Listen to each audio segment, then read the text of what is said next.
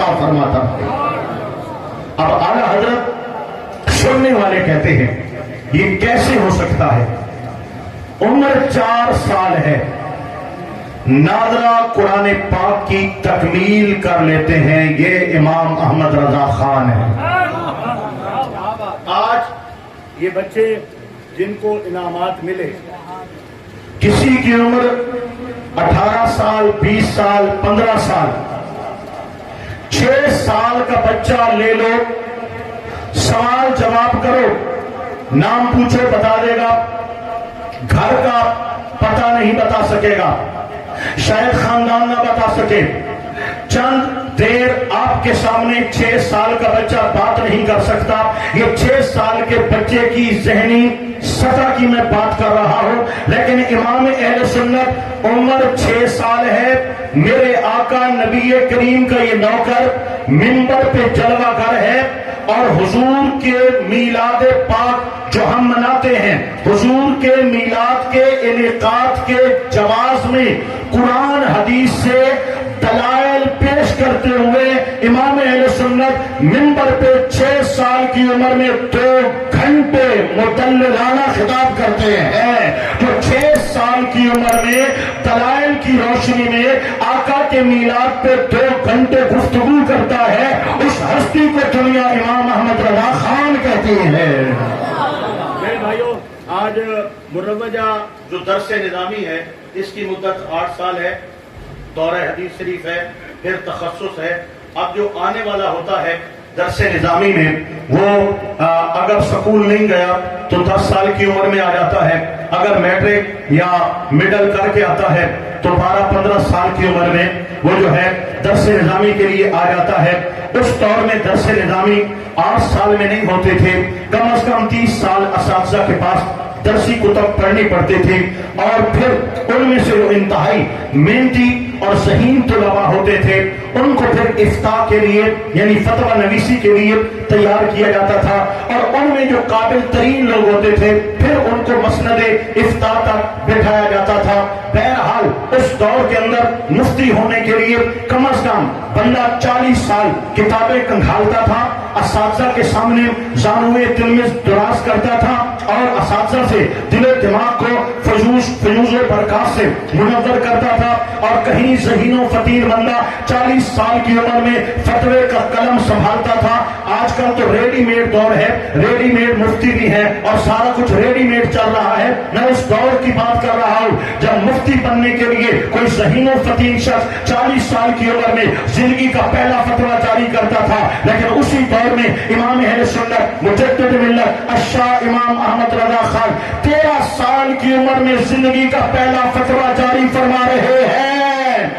یار سبحان اللہ، یہ تو کھونے تقریر میں نہ کر سانے سدی میں موضوع بدل چھوڑے سا کہ اور موضوع تے کرے سا یار اعلی حضرت ذکر ہوئے انہیں ٹھڈے تے میٹھے بیٹھے ذرا آخو سبحان اللہ، اللہ مار کے آخو سبحان اللہ، اللہ اکبر و کبیرہ۔ 13 سال کی عمر میں پہلا فتویٰ جاری کیا۔ والد گرامی استاد العرب والعجم شیخ الاسلام مولانا نقی علی خان رحمت اللہ علیہ کو جب فتویٰ پیش کیا، آپ نے پڑھا، آپ نے دلائل دیکھے، استدلال دیکھا، اور آپ کے فتوے کی حقانیت پر تصدیق کی مہر لگاتے ہوئے فرمایا، اے بیٹا آج کے بعد یہاں پر فتویٰ میرا نہیں چلے گا، میرے بیٹے احمد رضا خان کا چلے گا۔ 13 سال کی عمر میں میرے امام نے فتویٰ نویسی شروع کی ہے، 68 سال کم و بیش آپ نے عمر پائی ہے، زندگی کے آخری مہینے تک امام اہل سنت فتویٰ نویسی کرتے رہے ہیں۔ یہ امام اہل سنت کی حافظی کی کیفیت ہے۔ آئیے دوستان گرامی، بندہ کہتا ہے 13 سال کی عمر میں فتویٰ کیسے آ گیا، تو جواب آتا ہے ذالک فضل اللہ یؤتیہ من یشاء، یہ اللہ کا فضل ہے جو خاص بندوں کو عطا کرتا ہے۔ اللہ اکبر و کبیرہ۔ سامعین محترم، اعلی حضرت کی قوت حافظہ، میں نے کہا تھا میں صرف آپ کے قدموں کو چوم کر آگے جاؤں گا، اگر کہیں پر کسی کئی بیٹھے ہوتے ہیں نا کہ اس موضوع کے حوالے سے یہ بات ضروری ہے، یہ پوائنٹ بھی ضروری تھا، یہ بھی ہو جاتا، تو اس طرح تو پھر رات کم ہے اور بات زیادہ ہے. تو اگر کسی کو کہیں پہ تشنگی محسوس ہو کہ ادھر کیوں نہیں گئے تو وہ وقت کا تقاضا ہے. مجھے انہوں نے نہیں کہا کہ آپ نے ایسا کرنا ہے یا اتنے وقت میں، انہوں نے کہا ہے بے شک آپ 2 گھنٹے لگے رہے، میرا دل کر رہا ہے کہ میں آپ پہ ترس کھاتے ہوئے 1.5 گھنٹے میں اپنی بات ختم کرنا چاہتا ہوں، تو اس لیے میں بڑی جلدی بچتے بچاتے آگے جا رہا ہوں. دائیں بائیں والے ذرا بولیے نا سبحان اللہ. یہ جو حافظہ ہوتا ہے نا، حافظہ، یہ بھی بڑی اللہ پاک کی ایک دین ہے. ہم بات کرتے ہیں، ساتھ حوالہ موجود ہو، ہمیں بڑا فخر محسوس ہوتا ہے کہ ہم نے حدیث پیش کی ہے تو ساتھ حوالہ بھی دیا ہے، ہم نے فقہ کی کوئی جزی پیش کی ہے تو ساتھ حوالہ بھی دیا ہے، ہم نے کوئی اقوال و آثار پیش کیے ہیں تو ساتھ حوالہ بڑی بات ہوتی ہے.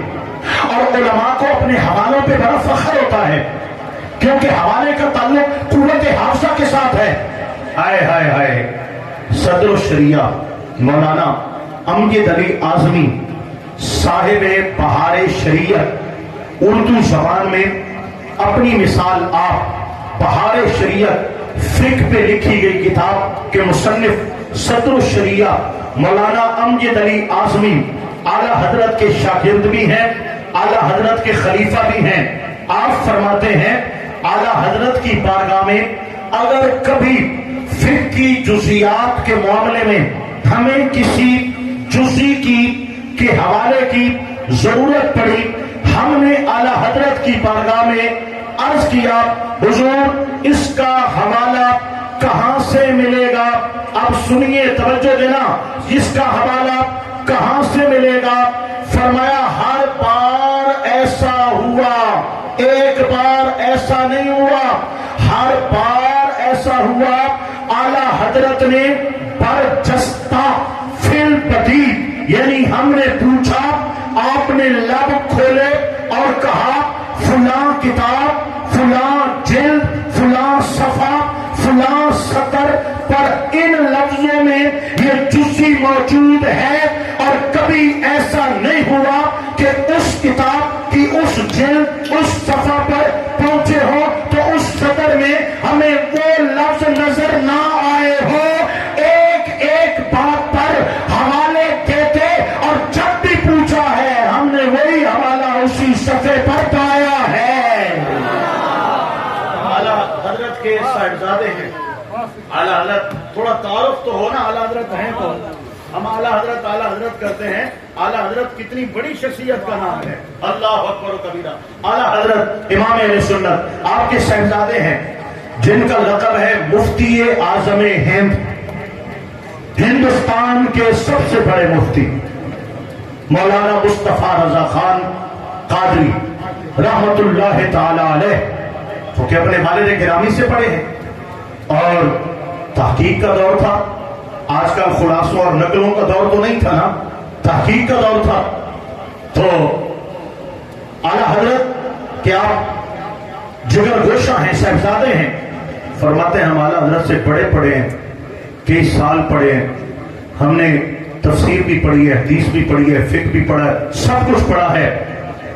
مجھے یوں لگتا ہے، مجھے یقین ہے کہ پچھلے سینکڑوں سال میں جتنے علماء نے جو کچھ لکھا ہے سب کا سب میرے والد گرامی احمد رضا خان کو زبانی یاد ہے، زبانی یاد ہے.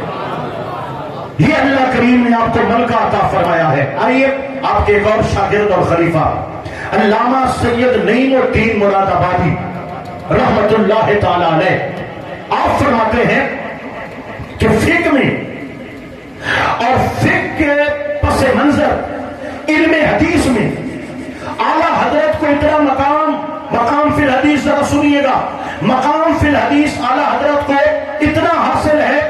آپ نے مسئلہ پوچھنا ہے نا عالم صاحب سے، قاری صاحب سے، حضور یہ خون نکل آیا، یہ وضو ٹوٹا یا نہیں ٹوٹا؟ فرمائیں گے وضو ٹوٹ گیا. آپ پوچھیں گے کہ اس کا ماخذ کیا ہے، یہ مسئلہ کس حدیث سے آیا ہے؟ ہو سکتا ہے وہ نہ بتا سکیں. وضو میں قے آ گئی، وضو ٹوٹا یا نہیں ٹوٹا؟ ٹوٹا. ماخذ کیا ہے؟ ہو سکتا ہے حدیث بیان نہ کر سکے.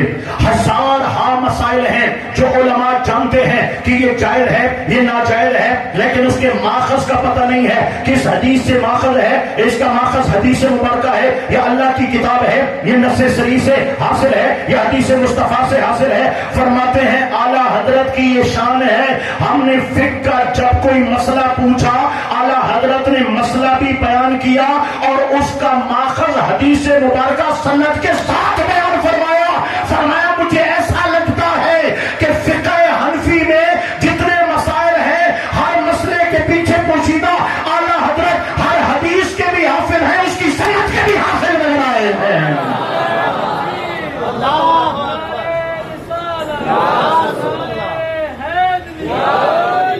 میں جس طرح جا رہا ہوں نا یہ بات لمبی ہوتی جا رہی ہے. میں بات کو اب سمیٹنا چاہتا ہوں. 40 منٹ ہو چکے ہیں تو اب کتنا اس بات میں گفتگو کروں گا. سوکھا بھی تو کرنا ہے نا بات کو، لہذا اب تھوڑا سا میں سوکھا کیے دیتا ہوں. ذرا سبحان اللہ بولو. اللہ اکبر و کبیرہ. اعلیٰ حضرت کا فتاوی رضویہ شریف،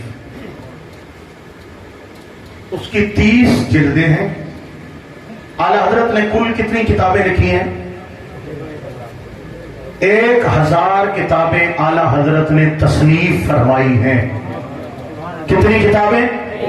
1000.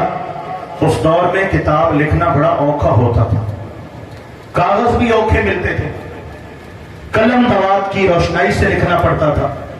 رات کو لائٹیں نہیں ہوتی تھی، لالٹین یا موم بتی یا چمنی جلا کر لکھائی کرنی پڑتی تھی، اور خود کتابیں اٹھا کر حوالے دیکھنے پڑتے تھے. گوگل سے سرچنگ نہیں ہوتی تھی، خود کتابیں اٹھا کر. بڑا اوکھا تھا اس دور میں کتاب لکھنا. آج تو کئی لوگوں نے ٹیم بٹھائی ہوئی ہے اور 20 علماء تنخواہ پہ رکھے ہوئے ہیں. کمپیوٹر ہے، گوگل ہے، بس کہا جاتا ہے اس موضوع پہ مواد ڈھونڈو، مواد ڈھونڈا جاتا ہے، پھر جناب اس کو ترتیب دیا جاتا ہے، ہفتے میں کتاب بن جاتی ہے، اوپر ڈاکٹر صاحب کا نام لکھ دیا جاتا ہے اور پھر عام کر دیا جاتا ہے. جناب اس سال میں 100 کتابیں اور آ گئیں، اس سال میں 50 کتابیں اور آ گئیں. یہ کیا ہو رہا ہے؟ یہ قوم کے ساتھ دھوکہ ہو رہا ہے. سارا گوگل سرچ چل رہا ہے اور اس طرح جو ہے اپنے نام پر کتابیں. وہ اعلیٰ حضرت کا دور تھا. آپ خود لائبریری میں ترجمان ہیں، آپ دن کو تدریس بھی کرتے ہیں، فتویٰ نویسی بھی کرتے ہیں. پیری مریدی کا سلسلہ ہے، ایسی پیری مریدی نہیں جو آج کل چل رہی ہے. مروجہ وہ اور انداز تھا، اس میں مرید کی اصلاح، اس کے نفس کی اصلاح، اس کی روحانی تربیت کی جاتی تھی، اور اس طرح یہ ایک سلسلہ تھا. تو اتنی مصروفیات بھی ہیں اور ساتھ ہی ساتھ تصانیف کا کام بھی ہے. ذرا توجہ پوری دینا. یہ چھوٹا سا گڈو آیا ہے، اگر کسی کے کپڑوں میں تشریف لے بھی جائے آپ کو موت نہیں آئے گی، لہذا آپ توجہ اور محفل کا جو ہے وہ رابطہ ہے وہ برقرار رکھے. ذرا دائیں بائیں اونچا سبحان اللہ بولیے تاکہ میری بات ضائع نہ ہو. ذرا اونچا بولیے سبحان اللہ. اللہ اکبر و کبیرہ. اب جناب میں عرض کرنے جا رہا ہوں، اعلیٰ حضرت کے دور میں کتاب لکھنا بڑا اوکھا کام تھا. اس دور میں میرے امام نے 1000 کتابیں لکھی ہیں. کتنی کتابیں لکھی ہیں؟ 1000 کتابیں لکھی ہیں. اور 1000 کتاب میں سے میں نے صرف ایک نام لیا ہے جس کا نام ہے فتاوی رضویہ. فتاوی رضویہ شریف کی 30 جلدیں ہیں. کتنی جلدیں ہیں بولو؟ 30 جلدیں ہیں. اور فتاوی رضویہ کی 30 جلدوں کے 22,000 صفحات ہیں. اور فتاوی رضویہ میں 7,000 کے لگ بھگ اعلیٰ حضرت سے سوالات کیے گئے ہیں. اعلیٰ حضرت نے مدلل جواب بھی دیے ہیں اور پھر ضمناً ہزاروں مسائل اور بھی بیان فرمائے ہیں. اور ساتھ اعلیٰ حضرت کے مختلف موضوعات پر 206 رسائل بھی موجود ہیں. اعلیٰ حضرت کی ایک کتاب کا یہ عالم ہے، 1000 کتاب کا عالم کیا ہوگا؟ 1000 کتاب کا عالم کیا ہوگا؟ یہ فتاوی رضویہ 30 جلدیں، 22,000 صفحات، 7,000 مسائل، 206 رسائل اور دیگر معلومات. اس کو یہیں پر ہم موقوف کرتے ہیں، اس کو ٹھہراتے ہیں. میں پیچھے جاؤں گا پھر پلٹ کر آؤں گا. مجدد فسانی شیخ احمد فاروقی سرہندی، جہانگیر بادشاہ کا دور تھا. جہانگیر بادشاہ توبہ طائب ہوتا ہے، اس کے بعد اسی کی نسل میں اورنگزیب عالمگیر آتا ہے. توجہ دینا، اورنگزیب عالمگیر آتا ہے. اس کو احساس ہے کہ میرے بزرگوں نے ہندوستان میں دین کا نقصان کیا تھا، اسی طرح میں وہ نقصان کی تلافی کرنا چاہتا ہوں. اس نے پورے ہندوستان کے اندر جید جو فقہ حنفی کے بڑے بڑے نامور علماء، محدثین اور فقیہ تھے، ان کو جمع کیا اور ان کو کہا کہ دین پر مجھے فقہ حنفی کے حوالے سے مدلل ایک انسائکلوپیڈیا چاہیے، جس میں عقائد کی بات بھی ہو، فقہ کی بات بھی ہو، قرآنی تعلیمات کی بات بھی ہو، حدیث نبوی کی بات بھی ہو. 30 علماء کو بٹھایا گیا اور دنیا کی ہر کتاب ان کو اویل کر کے دی گئی. بڑی توجہ دینا، 2 لاکھ روپیہ اس پرانے دور کے اندر فتاوی عالمگیری پر خرچ آیا. 2 لاکھ روپیہ. لکھنے والے 30 علماء ہیں. بڑی توجہ، لکھنے والے 30 علماء ہیں. 2 لاکھ روپیہ سرکاری خزانے سے ان کو لاپے دی گئی، لکھنے والوں کو مربے دیے گئے تاکہ تمہیں روزی روٹی کا چنتا نہ ہو. تم بس اپنی جہاں پر تحقیق کرو اور تحقیق کو قلم بند کرو. 30 علماء مل بیٹھتے ہیں. 2 لاکھ کے خرچے کے بعد فتاوی عالمگیری تیار ہوتا ہے، جس کی جلدیں 6 بنتی ہیں. میرا امام تنہا بیٹھا ہے اور امت کو 30 جلدوں کا 22,000 صفحات کا فتاوی رضویہ عطا کرتا ہے. تو کہنے دو آپ سے 200 سال جو پہلے علماء گزرے ہیں، اگر 30 علماء مل جائیں تو تنہا احمد رضا خان کی علمی جلالت کو نہیں پا سکتے.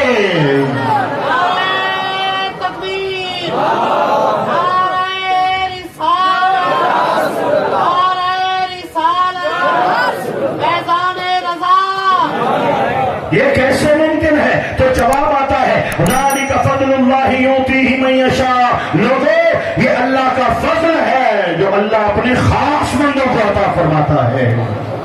یہ امام اہل سنت ہیں، امام احمد رضا خان تاجدار بریلی.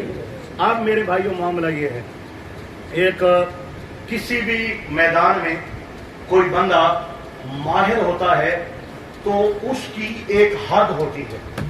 ایک عالم ہے، وہ اپنے ہم اثر یا اپنے ہم علاقے میں ایک قد کاٹ تک اس کا معیار ہے. ذرا اس سے اوپر کے علماء میں جائے تو ہو سکتا ہے وہ کمپلیکس کا شکار ہو جائے، احساس کمتری میں مبتلا ہو جائے کہ علمی بچاہت اس کی اتنی نہیں بنتی. پھر ہر عالم کے اوپر ایک عالم ہے، ہر عالم کے اوپر ایک عالم ہے. اب توجہ دینا، اعلی حضرت کا علمی وقار کیا ہے؟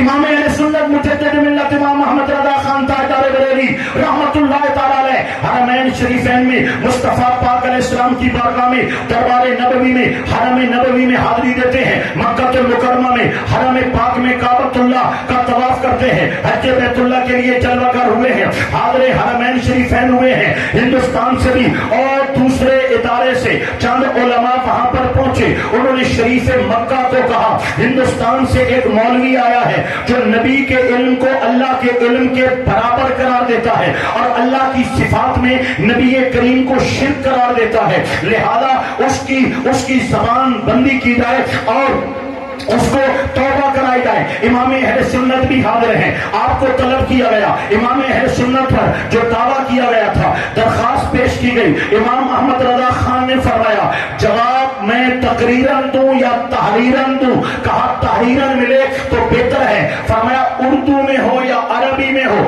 کہا عربی میں ہو تو بہتر ہے. رات کا وقت ہے، امام اہل سنت مجدد ملت صحن حرم میں کعبۃ اللہ کے قریب برجمان ہوتے ہیں اور میرے آقا پاک کے علم غیب پر الدولت المکیشہ نامی کتاب تصنیف کرتے ہیں. رات گزرتی ہے، آج کا دن ہے، رات گزری، اگلا دن تھا. آقا پاک کے علم غیب کے اسبات میں، علم غیب نبوی کے ثبوت میں قرآن، حدیث، اقوال و آثار، اکابرین کے حوالہ جات سے مزین اعلیٰ حضرت کتاب پیش کر دیتے ہیں. اب सामीन मोहतरम आला हजरत ने फरमाया, एक आलिम खड़ा हो जाए, हरम मक्का हरम मदीना सब उलमा जमा हैं, अरब अजम से भी उलमा आए हैं, एक बहुत बड़ी तादाद उलमा की जो हज के लिए आते थे उस इल्मी महफिल में बरजमान होते थे और वहां से इस्तिफादा किया करते थे। तो अब इल्मी महफिल सजी है और दुनिया भर के नाम पर चोटी के उलमा वहां पर हाजिर है। मेरे इमाम ने फरमाया जवाब आ गया, इसको पढ़ के सुनाया जाए। अरबी किताब अरबी जबान में लिखी है। अब आला हजरत आका पाक अलैहिस्सलाम के इल्म को हम किस तरह मानते हैं मैं वजाहत तो नहीं कर सकता, लेकिन बड़ी दो गुजारिशात मैं पेश किए देता हूं। अल्लाह का इल्म जाती है और अगर गैरुल्लाह के लिए कोई जाती इल्म माने वो मुसलमान हो सकता नहीं है। अल्लाह का इल्म जाती है और किसी की तरफ से खुदा को मिला नहीं है। माअल्लाह नबी करीम का एक कतरा भी जाती नहीं है। नबी पाक अलैहिस्सलाम को जो मिला है मेरे रब से मिला है। बोलो जो मिला है मेरे रब से मिला है। ये पहला फर्क है जाती में और अताई में। और दूसरा अल्लाह का जो इल्म पाक है ला महदूद है, गैर मुतनाही है, ना आदाद है, ना हद है, ना शुमार है, ना कोई वहमो गुमान के अंदर उसकी हुदूद व क़यूद है। और नबी करीम अलैहिस्सलाम का जो इल्म है वो अल्लाह की तरफ से महदूद इल्म है। जितना अल्लाह ने चाहा मेरे नबी करीम उतना जानते हैं, उससे ज्यादा कुछ जानते नहीं है। और जितना मेरे रब ने दिया वो कितना है, फरमाया फमा हुआ अलल गैब बेदनीन, मेरा नबी गैब बताने में बखील नहीं है। हाँ, हदीस मुबारका बुखारी शरीफ का हवाला मैं मुकम्मल बयान करने नहीं जा रहा, सिर्फ आपको अर्ज करने जा रहा हूँ। कहीं हो सकता है कोरोना का हमला हो चुका हो, डेंगू पहुंच चुका हो और किसी के जहन दिल दिमाग में अकीदे पर वार कर चुका हो तो स्प्रे हो जाएगा, वैक्सीनेशन हो जाएगी। मेरे आका को अल्लाह ने इल्म दिया, कितना दिया? मेरे आका पाक बुखारी शरीफ की हदीस मुबारका है, फजर पढ़ाई मिंबर पे जलवागर हुए, जोहर तक खिताब किया, जोहर पढ़ाई फिर मिंबर पे, असर तक खिताब किया, असर पढ़ाई फिर मिंबर पे, मगरिब तक खिताब किया, हत्ता गरबत शम्स, शाम ढल गई, सूरज गुरूब हो गया। ऐ मेरे साहब मुस्तफा पाक के सहाबा, आका ने क्या सुनाया, आपने क्या सुना? फरमाया जब से कायनात बनी मेरे आका ने हाल अहवाल हमें बयान करने शुरू किए। जमाने गुजरते रहे, आका बताते रहे, जमाने गुजर गए, आका बताते रहे, कयामत कायम हो गई, मेरे आका ने बता दिया। जन्नती जन्नत में जाने लगे, दोज़खी दोज़ख में जाने लगे। मेरे आका ने एक दिन खड़े हुए इब्तिदाए खल्क से लेकर जन्नत और दोज़ख तक सब कुछ बताया। एक एक जन्नती का नाम बता दिया, एक एक जहन्नमी का नाम बता दिया। सुभान अल्लाह। मठे आते पे मैं तो आने वर्ते बा ठीक न करे 17 घंटे तकरीर सुननी पहुंचने एदा मठा सुभान अल्लाह की तकड़े करके आपको सुभान अल्लाह अल्लाह अकबर कबीरा। इमाम अहले सुन्नत ये ज़िमनन मैंने बात कर दी है क्योंकि सुनियां पड़ी होती हैं और सुनियों के हमले होते हैं। हमारी नौजवान नस्ल पर उलमा के पास आते नहीं है, बैठते नहीं है, पूछते नहीं है और खामखा अपने अकीदे खराब कर देते हैं। एक नौजवान आया, कहने लगा जनाब शाह साहब मेरा तो मसला गड़बड़ हो गया है, मेरा अकीदा गया, मैं आपसे गया, मैं सुन्नियत से गया। मैंने कहा हुआ क्या? जनाब मैंने फलां जगह पे नमाज पढ़ी, दरस कुरान हो रहा था, कुरान की आयत पढ़ी, उसने कहा अहले सुन्नत कहते हैं कि अल्लाह पाक नबी करीम को गैब देता है, जबकि कुरान कहता है कि नबी ना खुद जानते हैं और ना अल्लाह उनको जनवाता है, ना अल्लाह देता है और ना वो खुद जानते हैं। और उसने आयत पढ़ के सुनाई। मैंने कहा क्या आयत पढ़ी? कहा वो पढ़ रहा था आलिमुल गैब फला युज़हिरु अला गैबिही अहदा, गैब जानने वाला अल्लाह है और किसी को गैब बतलाता नहीं है, किसी पे गैब जाहिर फरमाता और बोल किसी पे गैब जाहिर फरमाता नहीं है। तो अब जनाब ये अल्लाह कहता है गैब मैं जानता हूं और किसी को बताता नहीं हूं, जबकि अहले सुन्नत कहते हैं अल्लाह जानता है और नबी को बतलाता है। मैंने कहा उसने डंडी मारी है, आयत पूरी नहीं पढ़ी, आयत अधूरी पढ़ी है। जनाब ऐसा भी होता है? मैंने कहा ऐसा होता है। अगर पढ़ो ला इलाहा कोई इबादत के लायक नहीं तो क्या माना बनेगा? ये तो कुफ्र है, खुदा का भी इनकार है। जब आगे पढ़ोगे इल्लल्लाह कोई इबादत के लायक नहीं है लेकिन एक अल्लाह इबादत के लायक है। मैंने कहा डंडी मारी,